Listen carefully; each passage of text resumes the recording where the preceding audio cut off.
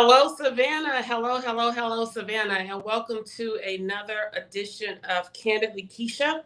We are pleased to come before you on this wet Monday.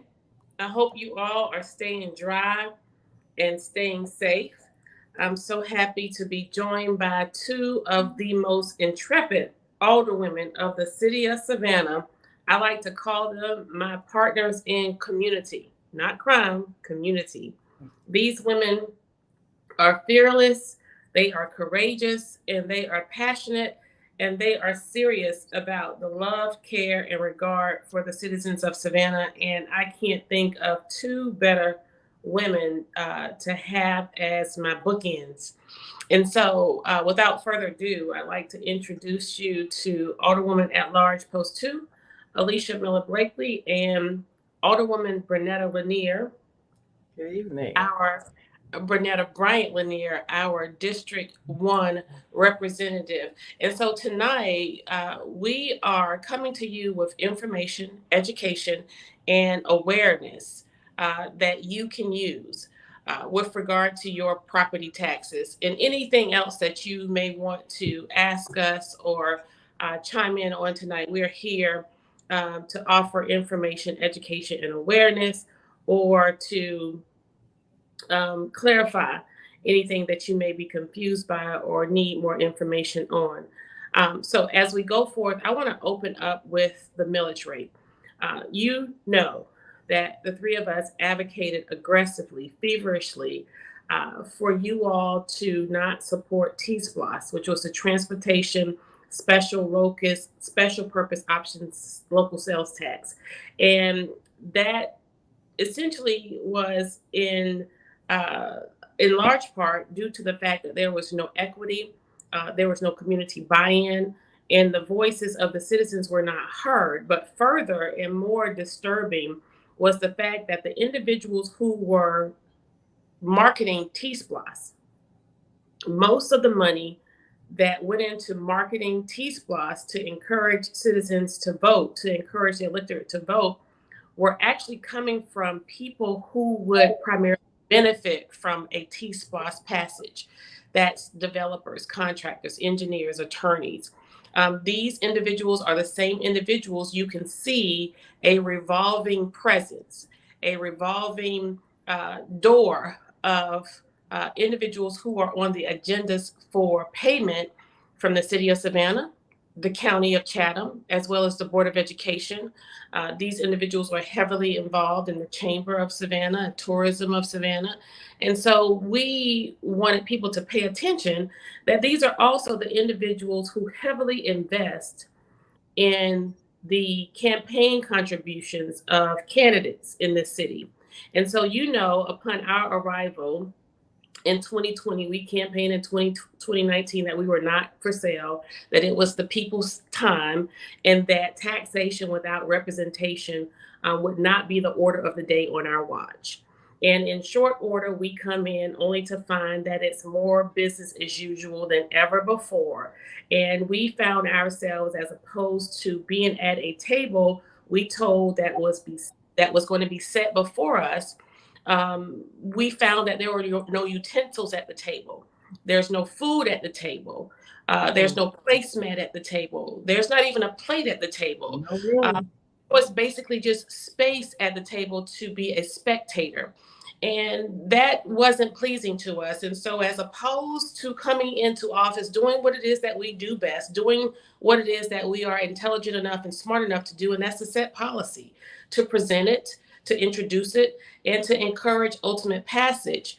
In March of 2020, you can go back and look at the city council meeting where you see me advocating feverishly so that we not incorporate this rule whereby it would take 5 individuals of council simply to introduce legislation for ultimate consideration and passage.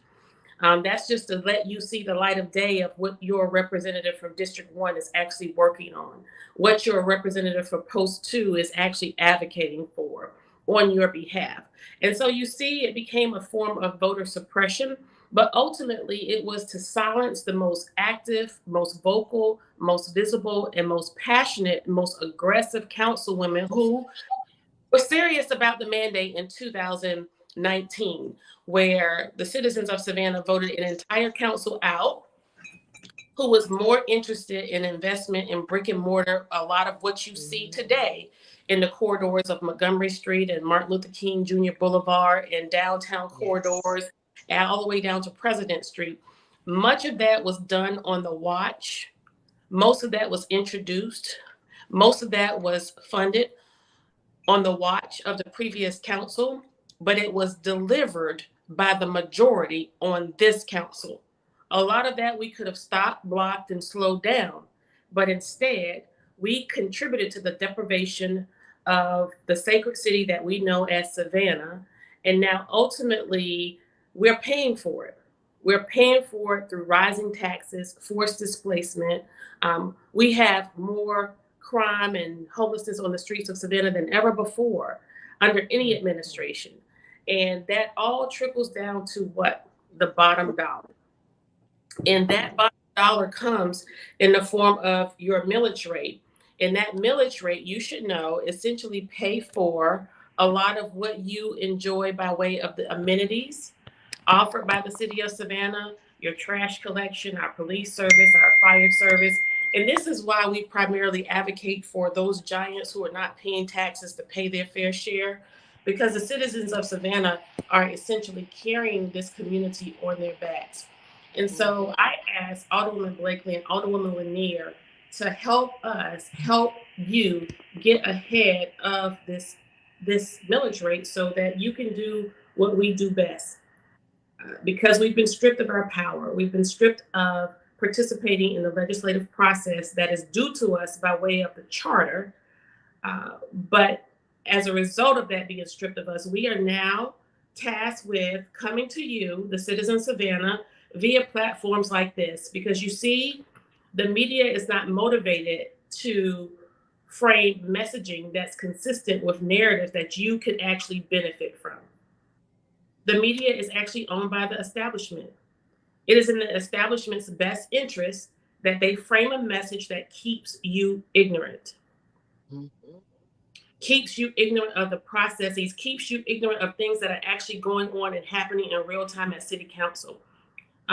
It troubles me greatly to know that of the 28 to 40 items that we go through on the agenda in the course of 4 to 6 hours, the minutia that reporters actually take away from those 4 to 6, sometimes 8 hours, is only consistent with riffraff, interpersonal relations, the lack thereof. Very rarely are they telling you about the millions of dollars that we are spending on special interest projects. Very rarely are they telling you what we are really spending your tax dollars on. And so as we go forth, I want to remind you of a town hall that we hosted back in 2020 when we first came to you to acknowledge uh, the state of where we were as we were to address the property taxes.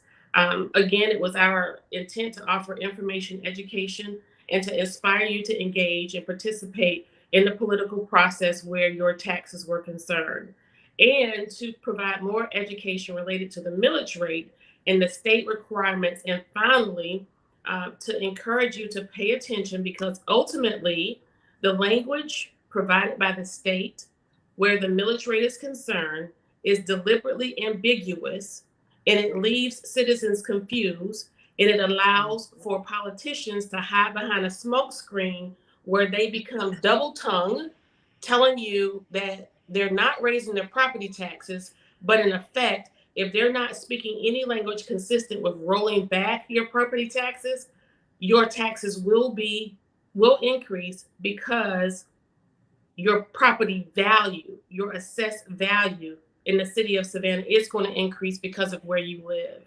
And so um, we want you to know that this is ultimately an opportunity to hold government and its officials accountable, including us.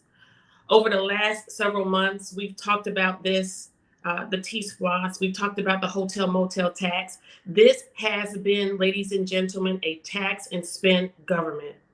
This has Mm. been a tax and spend administration like never before. This administration, more than any other administration, has taxed you more, and this administration has participated in more wasteful spending than any other mayor and council in the history of Savannah. You depend on leadership to tell you the truth, to be factual, plain and simple. You just want and deserve honesty. I've said as of late, people just want good leadership. You want it so desperately that you will follow a leader through a barren desert seeking water, only to be led to a mirage that looks like water and discover that it's sand. But because you believe in that leadership so much, you believe in that leadership so much because that leadership, that individual played the piano at your mama's church. That individual's granddaddy was your cousin's principal. You want that leadership, believe in that leadership so much because that leadership was over a youth program that your child participated in. You want to believe in that leadership so much that you will drink the sand thinking that it's water. You better say it. Is it worth it? Is it worth it, ladies and gentlemen? Is it worth it that much to relegate our friendship, relationship, and kinship to an individual or individuals who really and truly do not have your best interest in heart? Is it worth it?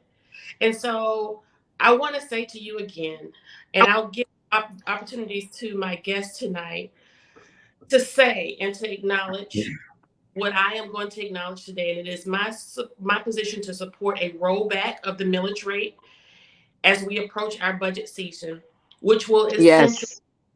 reduce your property taxes. What does that mean? It's less that you have to pay to your mortgage company, and quite Mm, possibly you may just get an escrow check. We haven't received that in so many years. In addition, renters, this is important for renters because when a landlord's property taxes increase, they have to pass that increase on to their renters. And so there are mhm, factors that my colleagues may want to share with you that contributes to the increase that we are experiencing by way of rent. But essentially, reducing the amount of property taxes you would pay on your property's present value versus keeping the rate at its current value is paramount. Typically, property values appreciate over time, regardless of the millage rate. Your property value will increase in Savannah. And so mhm. I want to let you guys just take it away. I feel like I've been a talking head, but I just kind of wanted to lay the foundation. But you know what? There's a video from council that I want to play, and then I want you to kind of pick up from where I leave off. And this was a presentation of me petitioning the city manager to please, please, please, sir, before you consider raising the millage rate or keeping it the same and not rolling it Mhm, back because we need spaces for city staff to work out of, before you consider doing that, please, sir, please just stop the wasteful spending. So I hope you can hear this. If you can't, I'll just post it to my page and you can listen later. But you all let me know if you can hear it. Mr. Melder, I have a couple pieces I want to tie in and hope that you will give consideration to as we move into the budget process. I am reminded that some of the most valued property owned by the city of Savannah was the property at East Broad and Overboard, formerly owned by the Catholic Diocese, and the revenue building on Broadway Street. And so when I hear conversation consistent with the fact that we do not have adequate space or facilities to house our staff, and the continuation of pumping resources into rental properties for staff, and then to make the acknowledgement that we have to move forward with the various capital projects and to tie that into the potential need to keep the millage rate the same as opposed to rolling it back. For me, it's a continuation of passing costs on to the citizens of Savannah who cannot afford mhm, it as a result of poor decision making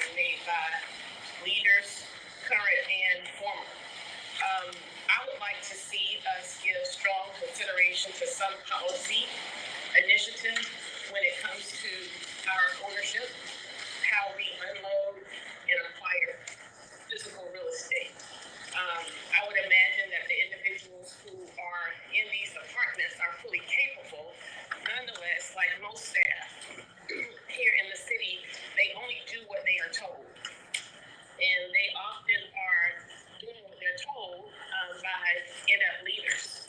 And so I am advocating now, and I will continue to advocate through the budget process to roll back the millage rate. And anything other than rolling back the millage rate, whereby we can save our citizens on their property taxes that have increased since our time on council, would be inconsiderate and lack compassion in this fiscal climate. So I would appreciate, one, giving consideration to some policy initiative or presentation of such when it comes to our real estate and how we unload it, right?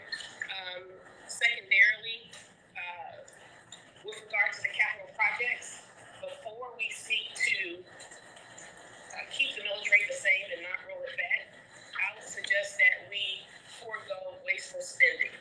And I will save us the list that I can run down of the items that we've wasted money on. Moving on, when it comes to the canal, we use the Springfield Canal and another one interchangeably.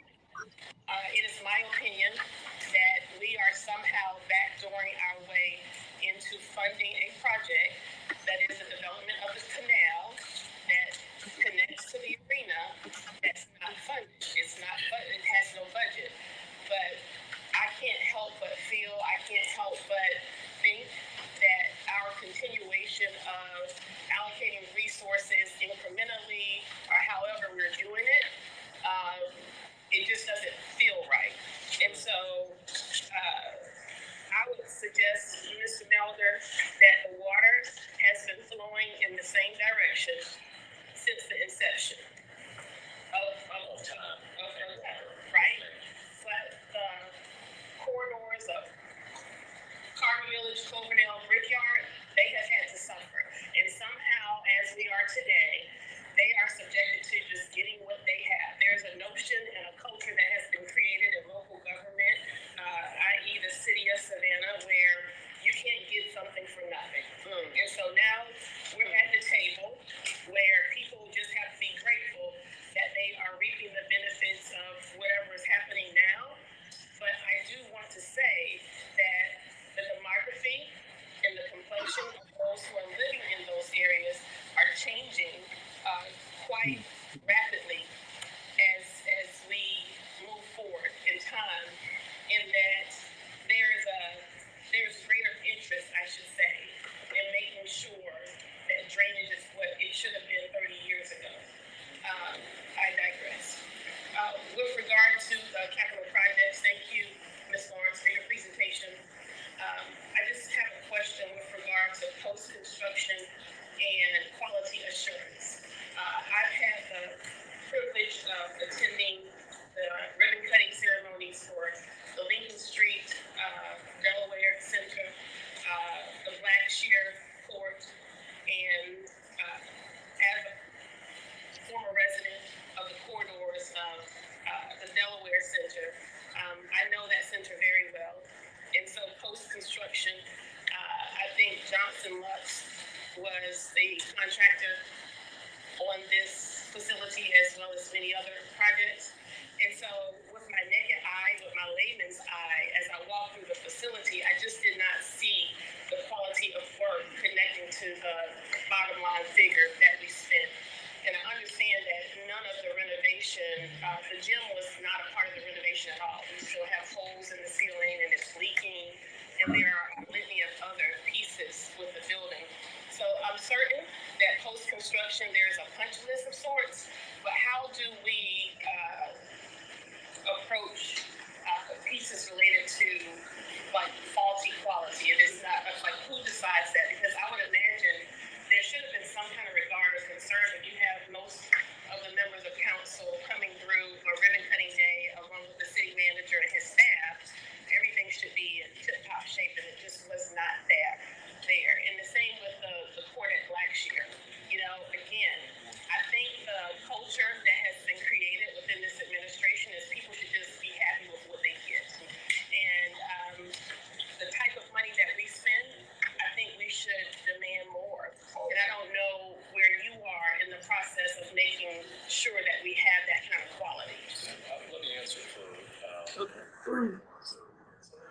ladies. That's it. I've unloaded a lot, but I'm going to depend on you to unpack it and put the things away for me. Bottom line is, don't believe the hype, people, when our mayor says that taxes are the lowest it's ever been in how many years? Over 35 years, I think is what they've been saying. 37 years. Okay, taxes may be lower, but your property values increase. And when your property value increase, that means your taxes will increase. So don't, when he comes to you with the play on words, don't let him play on the words. Don't let him play on you. Don't let him play on you, citizens. Okay? Bottom line is, you all need to show up, speak up at these hearings that's going to take place on the 22nd, July the, what is the other date? The 22nd, July 27th at 6:30, and there's another date. But you have to show up. Let me say this right here. You have other individuals in communities that get exactly what they want when they want it. You know why? Because they show up. Now, this is for everybody. Everybody. If you want to see your taxes increase by 60%, then stay your butts home. Stay at home. But I can tell you this, Miss Mamie, who's on a fixed income, Miss Retha, who's on a fixed income, they're not going to even be able to afford to pay their taxes in their little 2-bedroom homes. Okay, because it's getting ready to go through the roof. Savannah is going to be exactly like Charleston, South Carolina. Charleston, South Carolina has taxed the folk completely out of their properties. So it's up to you. We giving you the information. My question to you is now, what are you going to do with it? I digress. So, Alderwoman, I live here on the west side. I live on Hudson Hill. I was born and raised right here, just like my parents, my grandparents. I had great grandparents in Frogtown and West Savannah. So I want to know this: who all taxes have gone up significantly? Mm-hmm. That's what is happening, and people are alarmed. Now, in what's going to determine your taxes is a formula, and what's really crucial in that formula is the millage rate and the value of your property. Mm-hmm. The county assessors set the value of your property.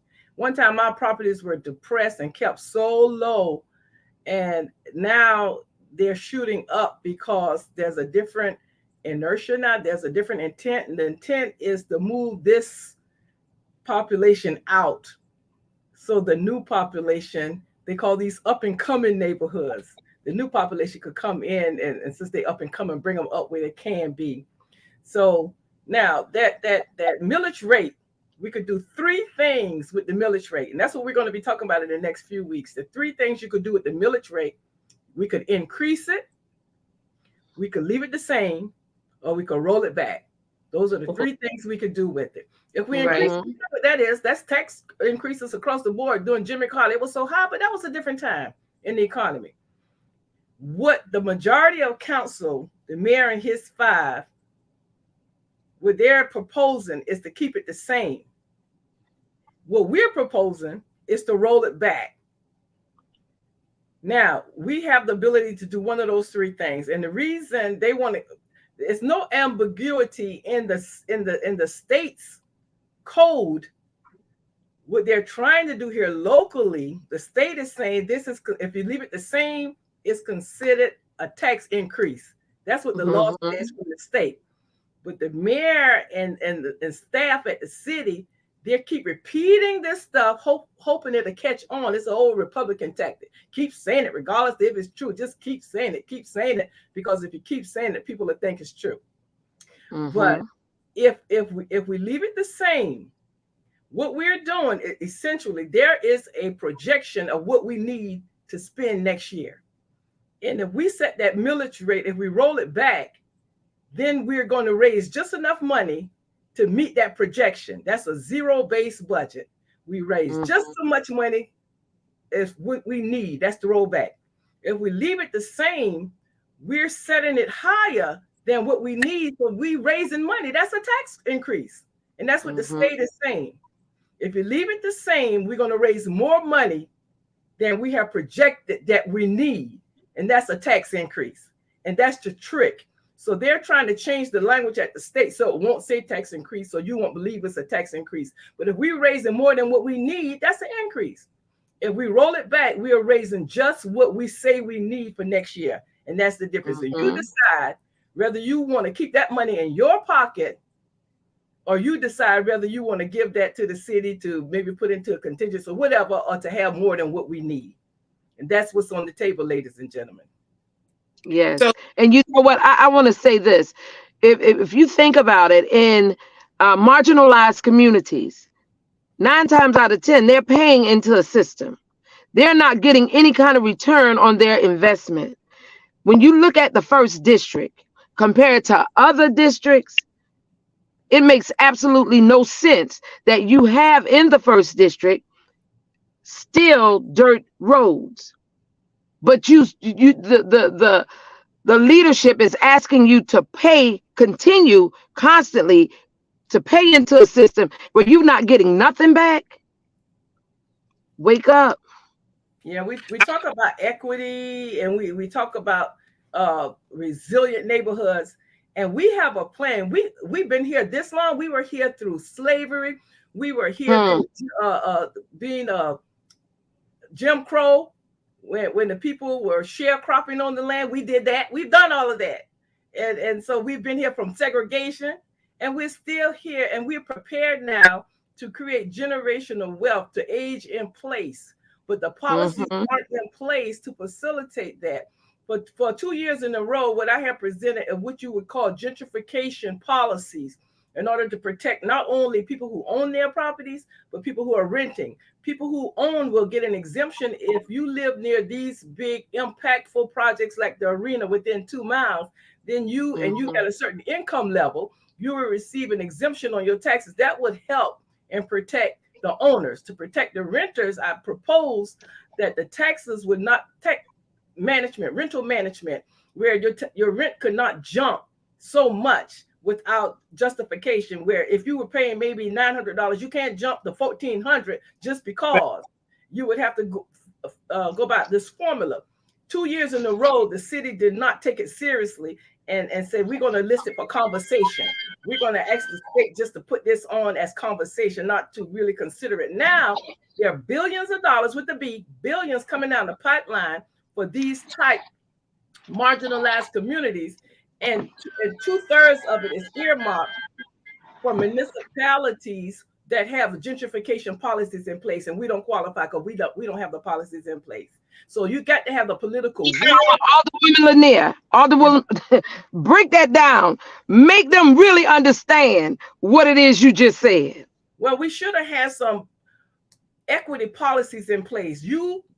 Alderwoman Gibson Carter and myself, we have been proposing these from day one, and we've been being pushed away from the table. We have not. We happened to get the ADUs finally passed, and that was our effort.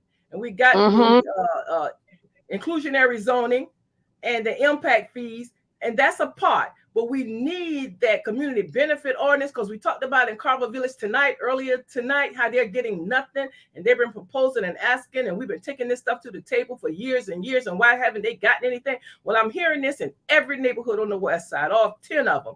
And that's right. And the answer is, I'm telling them, we done left those days of promises. What's wrong? How many times can somebody promise you something? Ladies know better than that. Man, keep promising you. We don't fall for that. So what we need to do is place the community benefit ordinance in place, where when they promise you something, we have to put it in a contract. It's a legal document, a community benefit agreement. And when they break it and don't deliver, we're going to sue them. Bam. And then we got to get litigious. They've been promising my family stuff and my relatives in my community for generations. Okay, so now we know better. So we got to do better. We need a community benefit ordinance so people, residents, citizens, those people who are not stakeholders but stockholders, because this is our industry. The city of Savannah is a corporation, and we're the stockholders, and we're the stakeholders, and we need a public return, a return on our public investment. So we need community benefit ordinance, and so people could come together, organized groups, 501c3 could come together and enter into an illegal binding agreement and stop all of this promises, because people lie to you. And so now we could get these things, and if we don't, we're going to court. They understand that. You know what? I got to say this much right here. For folk that live in the marginalized communities, just think about this. They always come in your community, knock on your door, get your information, promise you they're going to give you this, that, and the third. Turn around. They get whatever they're applying for through the federal government, but you don't get nothing. Can I tell y'all this? And I need some help with this. Hold on. Let me say this. Just like with the Eastern Wharf, they use those numbers from Hitch Village and Fred Wessels to get that money to build the Eastern Wharf. And what you got? Now, I'm talking to marginalized communities right now. Okay, go ahead, Alderwoman Lanier. So true. Now, one thing is important. And in 2029, Black people, we got to work ferociously to make sure that we all get counted. We were slow filling out the census, and therefore they needed to extend it. They wanted to extend it because it was the COVID times, and the Trump administration went to court and sued and stopped the count. So we do not have a close or an accurate count. We cannot never tell by the census. The only way we can tell is at the ballot box. And look at your city council. Look at your county commission. That's when we know, but the numbers are much higher than what they're telling us. But when you look at the census number, they're down.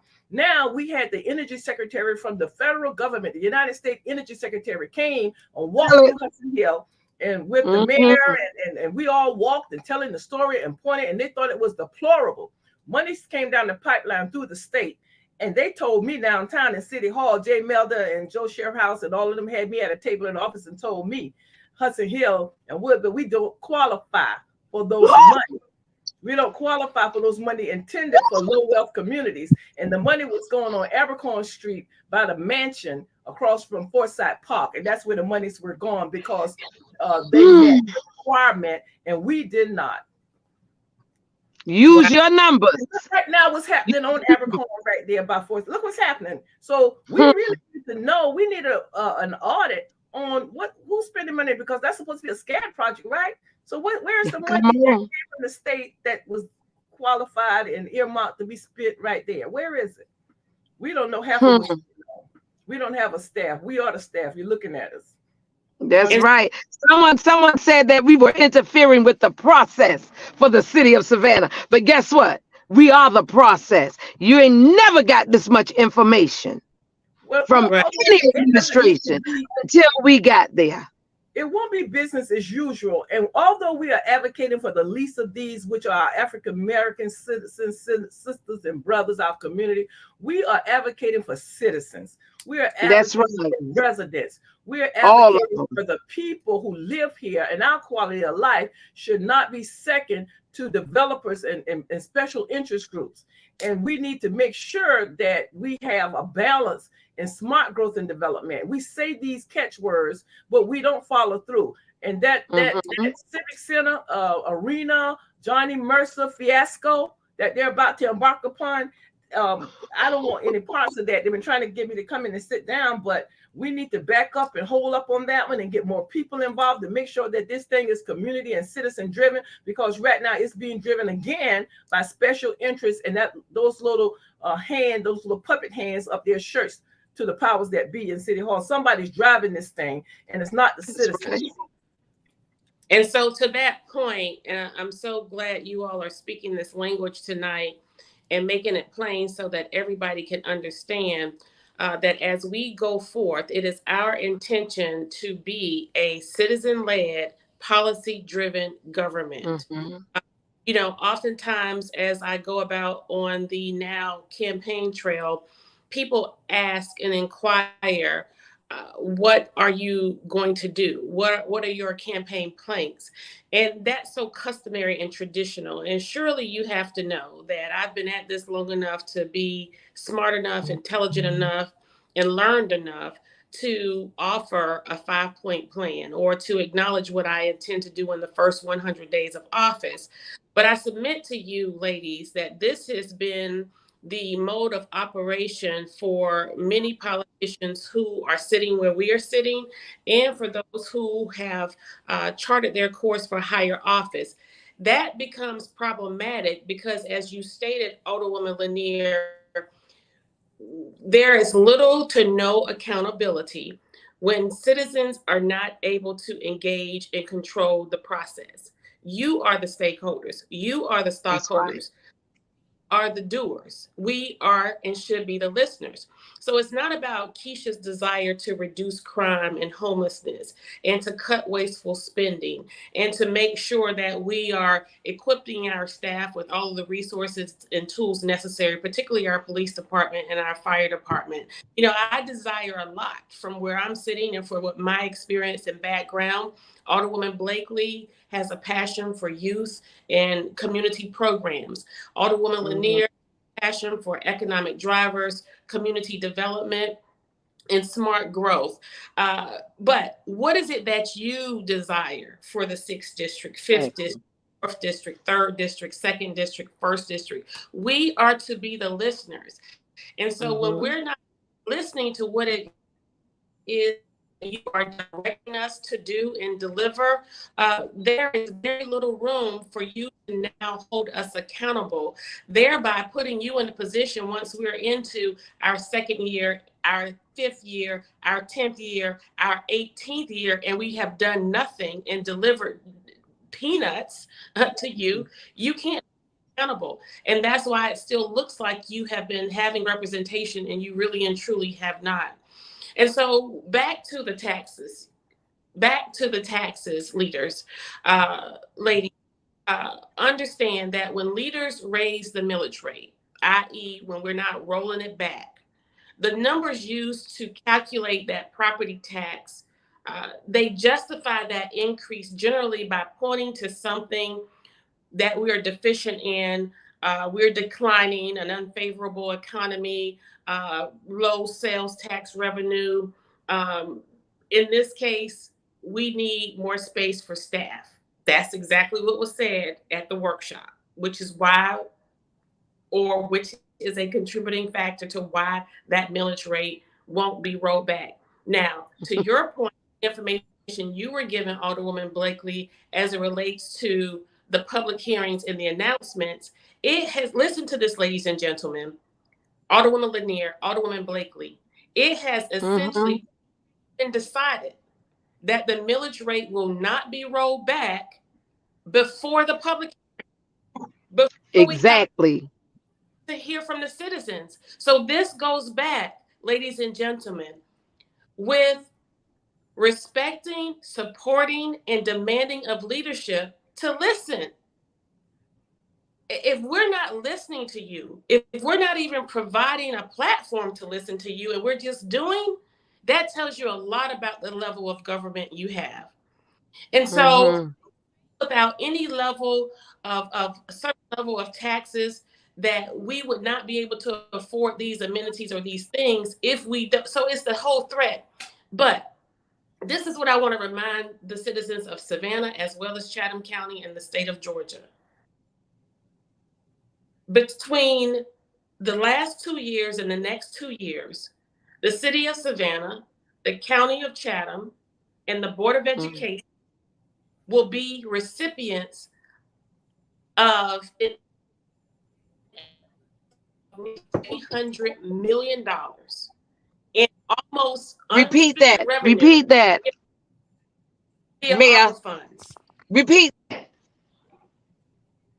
And so we continuously entertain the thought, the notion, and also have made some decisions to increase taxes to present tax slush funds like the T-SPLOS in the face of Mayor Carter, repeat that amount because you came across garbled. Yeah, it was Repeat the amount. You were breaking up.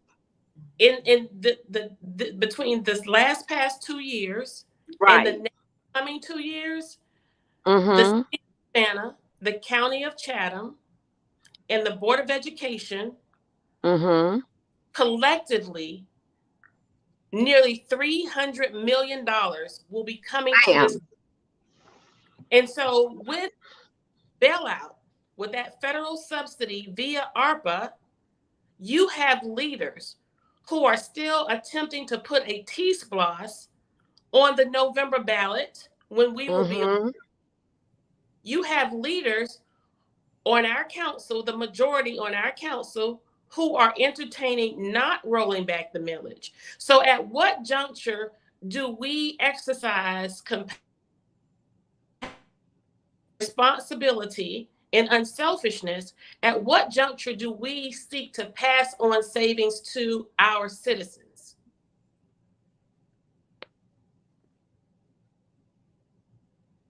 They don't care. older woman. What I am really frightened about is the three entities that we pay taxes to, Hmm. be it Chatham County, the school board, board of education, and the city. All three right now are talking increases, and Yes. all three either maintain or increase their millage rate. And all three, no one has rollback on the table right now, and the valuations continue to go up. It's no telling. Next year will be the year all of us get ran up out of here based on that increase. It's difficult this year because that's 6 months. With these taxes come every 6 months, that 6 months seem like 4 months because of the increase. That the money is getting, the time is getting shorter because the money is getting longer, or the request for those funds Mm-hmm. is getting longer. So all three right now have an increase on the board. And That's someone right. should be sounding the alarm because this is critical, being that we don't have the gentrification policies in place to protect people. So we Mm-hmm. And, we, we open your eyes, people, and come out to these hearings. and yes, and we really do encourage you all to show up and show up in large numbers. Now, oftentimes, the leader on our council will present things in a manner in which it has the appearance of being welcoming, inviting, and convenient enough for citizens to attend, when on its face it never is. But we're asking you to sacrifice. We're asking you to sacrifice. We had an item on our agenda during the last meeting for a local establishment who was seeking a liquor license. And Mm-hmm. it wasn't 40, it was at least 50 people. It was the most people I had ever seen in chambers since the advocacy for the Weeping Time. And I think Mm-hmm. second been the advocates for Susie King Taylor Square. It floored me that many people were showing up to petition to support this business for a liquor license. And I thought, and I actually said to them, please keep this same energy when it comes to your property taxes. Why are we doing this? But why are we doing this?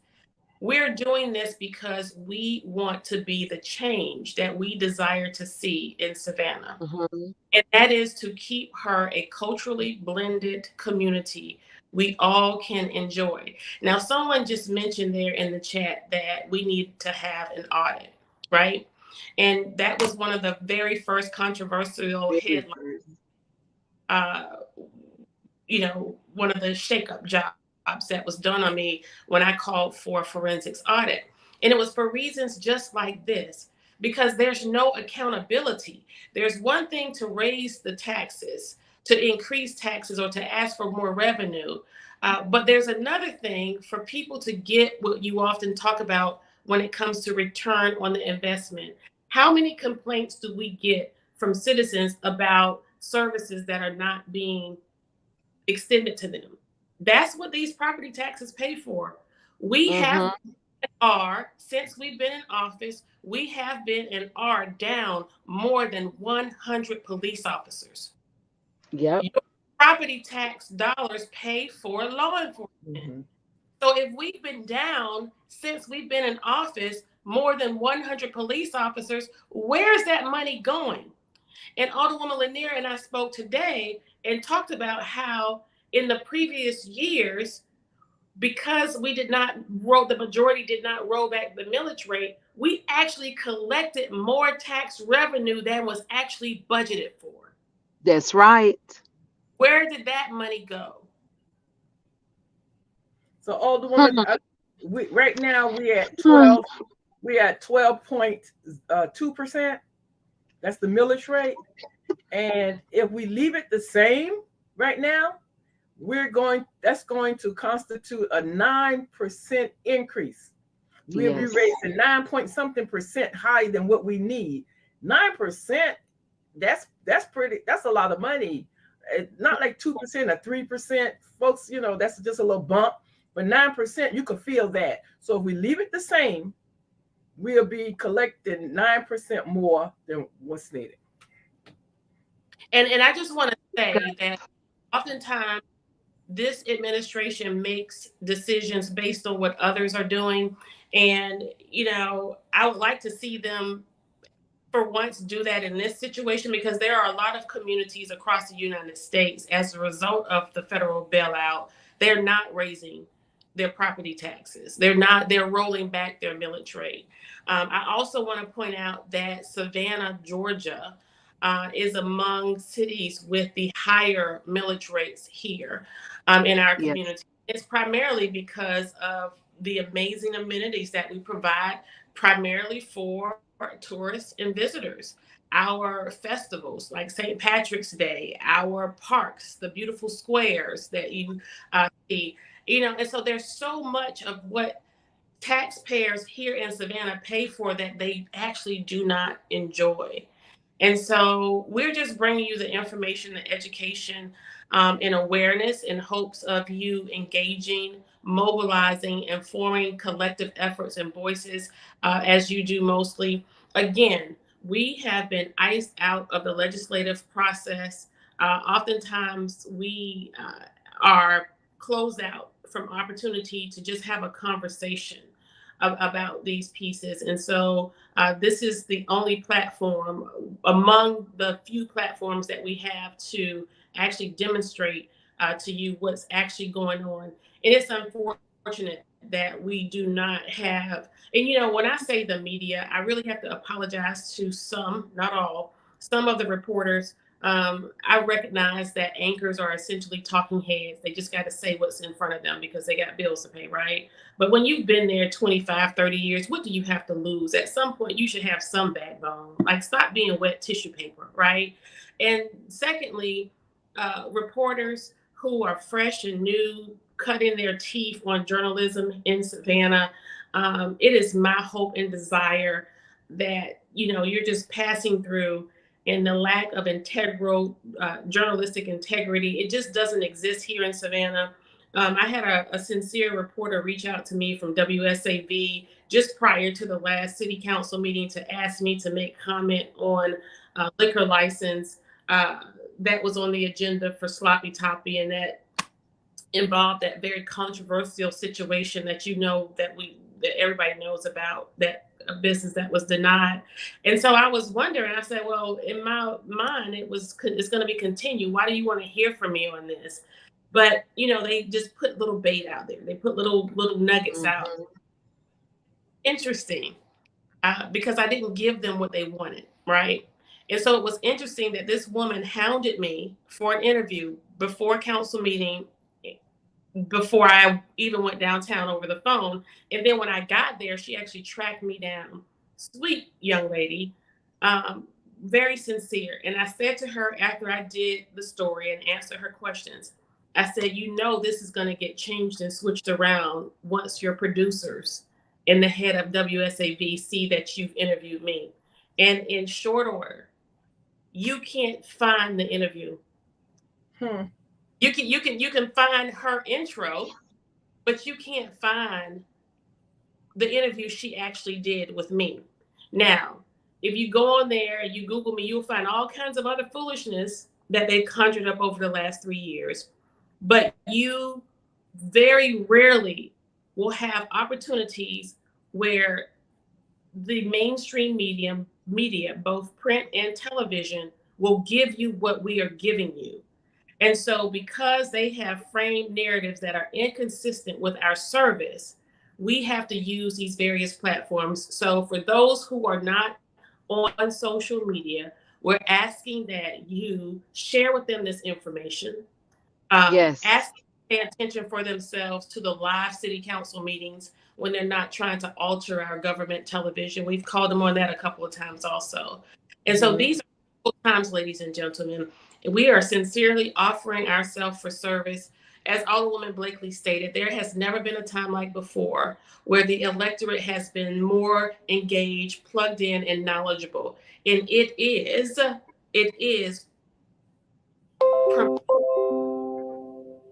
that we've shared. And because we've humbled ourselves, we've made ourselves accessible, and we have given you the information. We show up at your neighborhood association meetings, your events, your activities, your programs, whether they be in a park, a church, or the back porch of somebody's house. We're there. And we just want to give you all an opportunity to plug in. Ladies, I'm going to allow you to close out. I did have one last thing for us to talk about. For producer, there's a picture, a flyer that was Hmm. circulated, and I don't know if you can put that up. But there was an invitation extended to supposedly all of council. Now, I did not get an invitation to this Skidaway Island Republican Club. Yeah, presents True Neither Perspective. did I. And so Yeah. it's down there in the small print. Put it back up, sweetheart. Somewhere down there in the small print, it says that an invitation was extended to others, but we did not respond. Number one, it's not nice to tell lies, especially in Hmm. it. Number two, I don't know what this platform was about, but here's what I want to say to people tonight. This was the Skidaway Island Republican Club True Perspectives. Everybody on here, with an exception of Pat Rossiter, are Democrats. And so, Supposed. Supposedly. Supposedly. Go so, ahead. so this goes to show you. This is what I wanted to comes to campaign financing. I have not aligned myself or ascribed to any party because they both are in bed with each other, right? The messiness of how these people operate in this political spectrum here in Savannah is nauseating and it's incestuous. And so, that you know, service that people need from a mayor in Savannah, it should not be relegated to party affiliation, race, sexual preference, this, that, and the third, because it only serves as a distraction. It serves as a distraction Mhm. so that is keeping your sights and your mind off of your property taxes. It serves as a distraction so that you do not see the irresponsible actions that have been made with regard to homelessness, where you push people out of a desirable corridor near the Eastern Wharf, and now they're sparse all throughout the city because you exercise poor responsibility where homelessness was concerned, and you're not treating it as it should be. You want me to focus on not being invited to this platform because it's more advantageous to you to keep the electorate ignorant. And I'm admitting to you, Mhm. gentlemen, that the same people who funded and fueled the campaigns of the people you voted out right now are the friends and fans of the Tell people it. who are vying for office. And so, Savannah, Hmm. you have a choice. You have a choice. I often tell my daughters when it comes to young men that they only treat you the way you allow them to treat you. And so, Mhm. simply saying to you today, do not allow people to treat you any kind of way.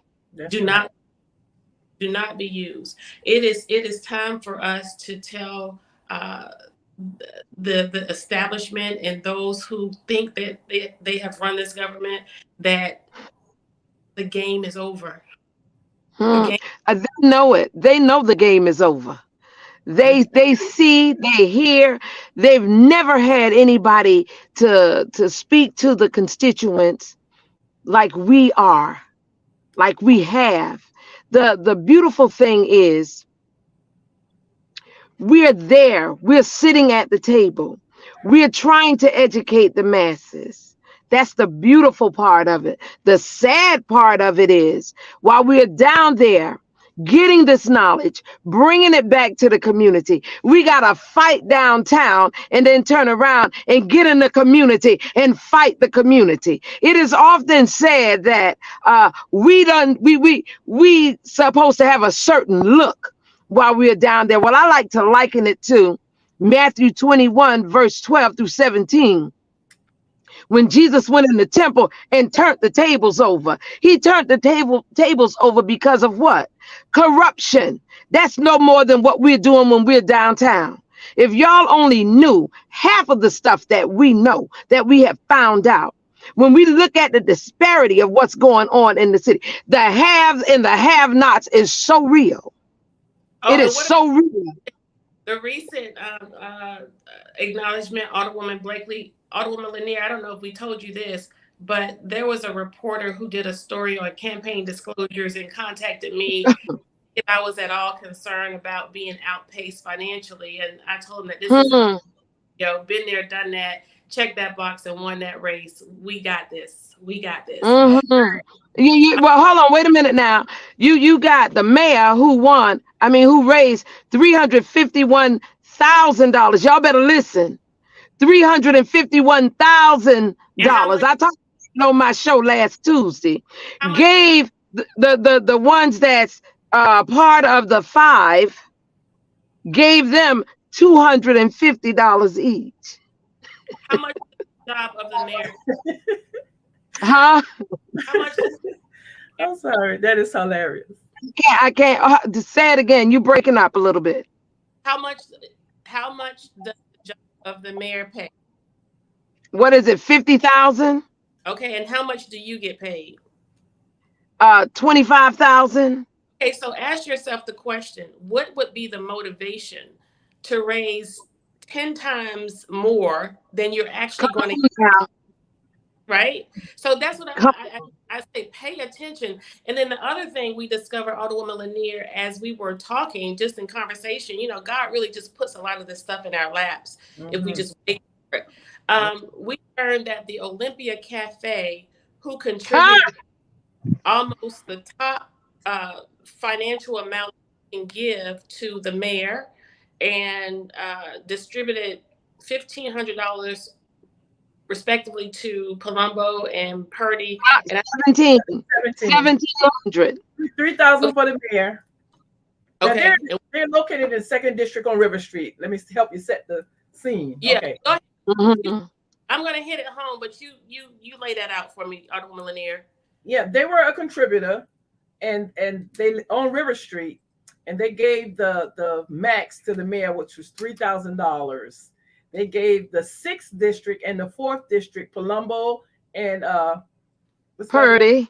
30, gave them $1,700 apiece, and they gave Mm-hmm. 1,000 to the third district alderwoman, and to the second district where the Olympia sit, to the guy who represent that district, they gave him the lower amount of $1,000. Okay, so listen to this. So this is Olympia Cafe at Uh-huh. River. Guess who the landlord is? Who? City of Savannah. Huh? So Because they're in the Gamble building. I And got the Gamble building is owned by who? The City of Savannah. Y'all better pay attention. you can't make this stuff up. Listen, ladies and Wow. Every day. The old people used to say, honey child, the more I see, the more I look, the more I see. So the more I look, the more I see. Keep looking. listen. Again, my heart gets happy and my soul is glad. And I tell people that you should not worry about us, worry about me. I really appreciate the concern, the regard, and the sentiments of a lot of people. But I promise you, with everything I know and God loves, it doesn't feel like what it looks like. And Mm-mm. at the moment, it gets exhausting. It gets exhausting and it gets tiring and it's frustrating. But we are here and we're staying here because we have been called to do so. Now, I will Yes. if I had to think about it, if I had my druthers and if I had a decision, I probably would not do it because of the grave sacrifice that we're making and because of the pushback that you get sometimes, even from those who you support and work for. But we're here, but by the grace of God. And Mhm. Oh, only I'm by the grace of God. right. And But I God. am not to allow any dog, devil, or demon in hell to Hmm. come against what God has called us to do. Yes. And That's I right. I, I have to say that I am most grateful for being able to serve alongside the two of you. Previous to coming on council, I didn't know either of you, never met you.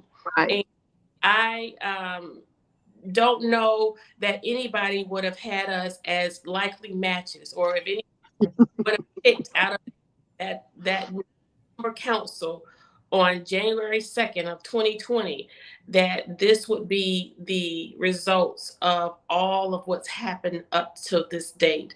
But I'm so glad it's you. I'm so glad it's you. And I say again, when I learned that Alderman Lanier won on election night, I knew I was safe and I was going to be okay because she's a sharp cookie.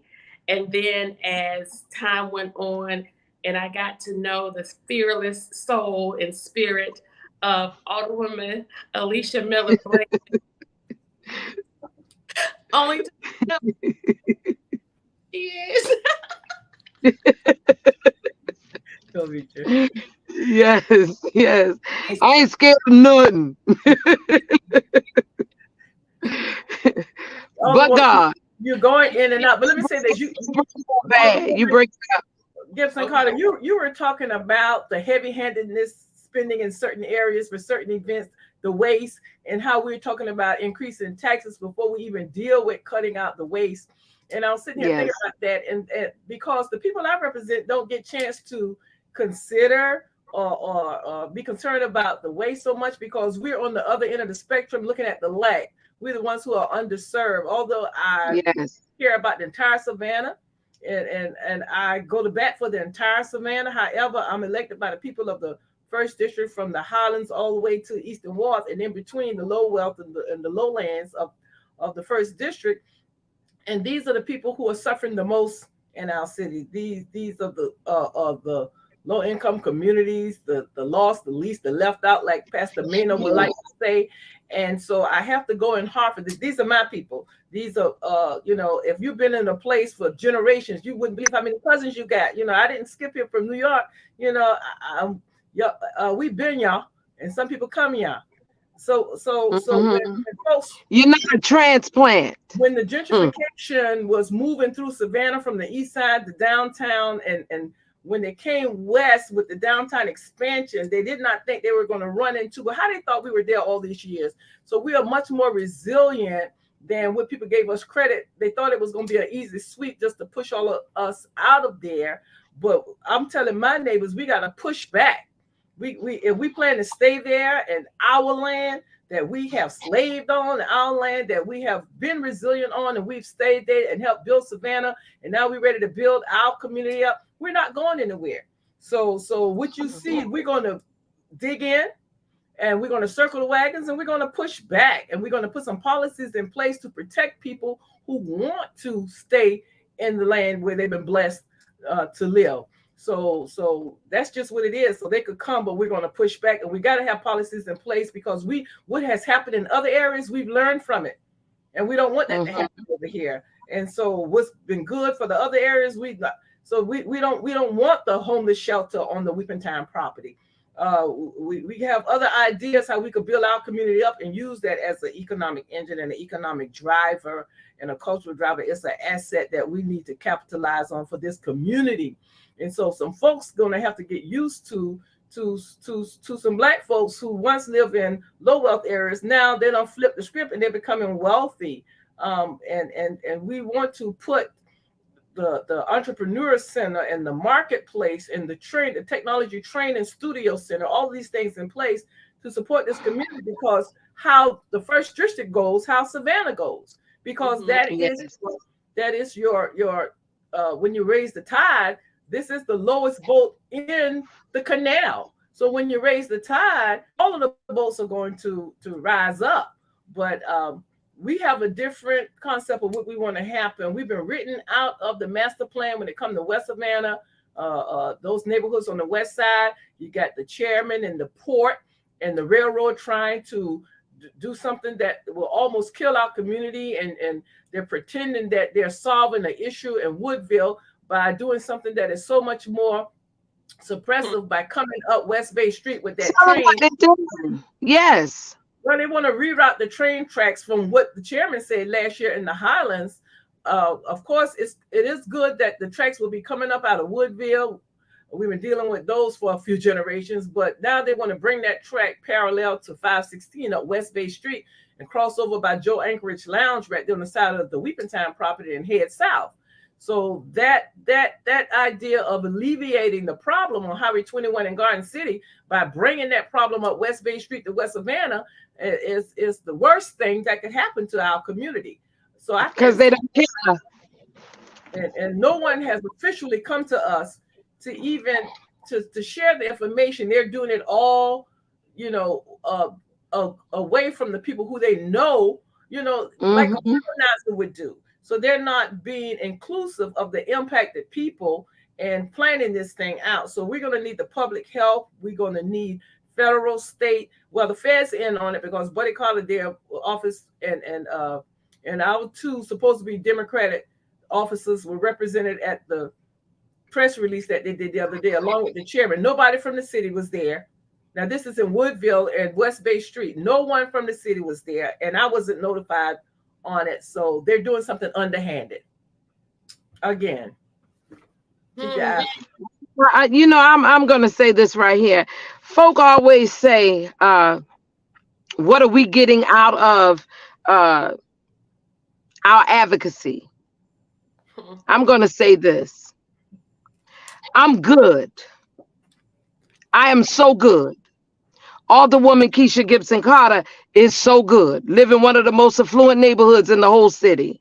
Alderwoman Lanier is so good. Retired. Her and her husband retired from ILA, retired from the railroad, what have you. I'm good. Retired military, still ILA. We good. We're not doing this for us, Savannah. We're doing this for you, John Q. Public. Wake up. Recognize and realize when you look around this city and you see everybody getting, except for a certain demographic, then something is wrong. I spoke to a man on Broughton Street today. He said he was walking behind two white men. He said one must have been a visitor and the other must have been a person that lived here. He said as he was walking, he heard their conversation. The visitor asked the person that lived here, where are the black people? And the person that lived here said to that man, that the black people around here are stupid. He said he got a little closer so that they could see him and know that he was listening. And he said to them, some white people stupid too. Okay, so the point I'm making is this. For that conversation to be had, and I'm talking to black folk right now. I'm talking to black folk because black folk are the ones that ain't got it and ain't getting it. Okay. Wake up and let them know you might have been a little slow because you were depending on the individuals that you sent down to City Hall to represent you. You believed in those individuals, but now it's time to wake up because we're giving you what God loves, and that's the truth.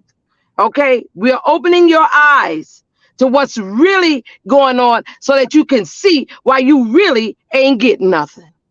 Okay. All right. And to say to that, as I have frequently, and just remind people that for 40 years or more, this city has been led by African Americans at almost every level of leadership. We've had African American mayors with a majority African American council, just like now, That's right. a super African American majority. And the irony is, Black people are doing worse now than they ever Then, have under anybody's administration in the history. mm-hmm. We've had a Black county commissioner with majority commission, Black district attorney, police chief, fire chief, judges, every position except for the sheriff. But Mm-hmm. has the needle been moved for the Black community? So I No. submit that it is Black leadership who have failed Black people. Mm-hmm. And so we want to say to you that no longer is it to simply be Black and be in office. That's right. Period. That's right. So this is harsh to hear. A lot of people won't say this out loud or would think that we should whisper this in rooms that are reserved for us. But it's us who have been killing us and holding. Come on. Uh, in Come my on. in my life, I have been hurt, held back, and held down by more Black people than white. Yes. And so we have to start calling a thing a thing.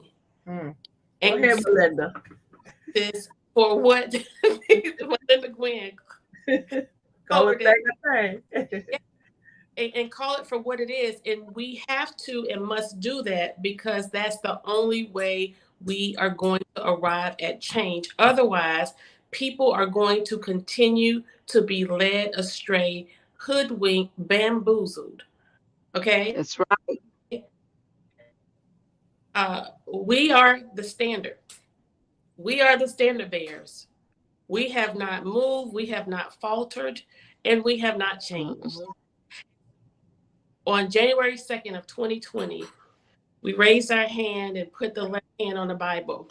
And we said that we were going to Yep. go forward without fear, without fear, or affection. Our affection. We have demonstrated that we ain't scared. Never.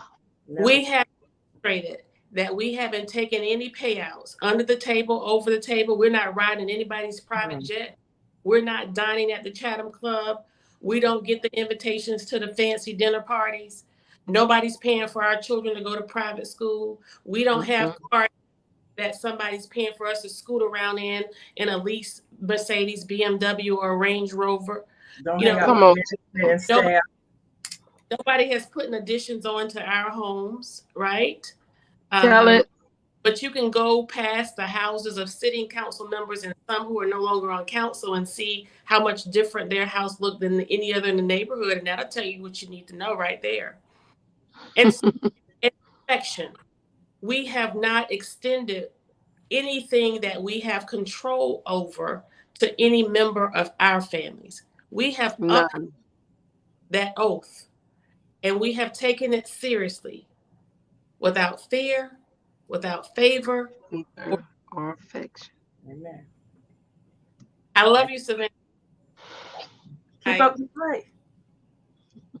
And listen, don't stay in the fight, win it. There you go. Bam, bam.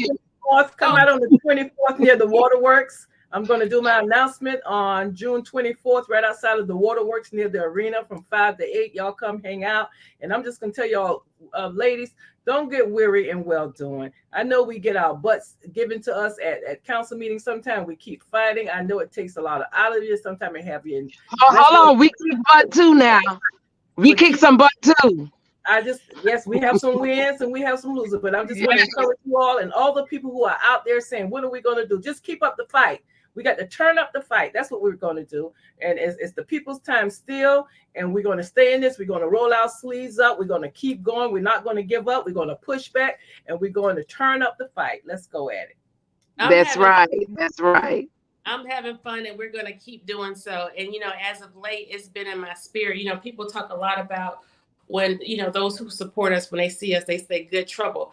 And, I'm a little perplexed. It doesn't always sit well with me. Of course, I honor John Lewis and can appreciate being a part of that spirit.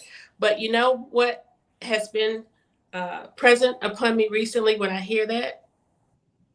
It's not trouble if it's good. Good night, y'all. That's the word. Good night.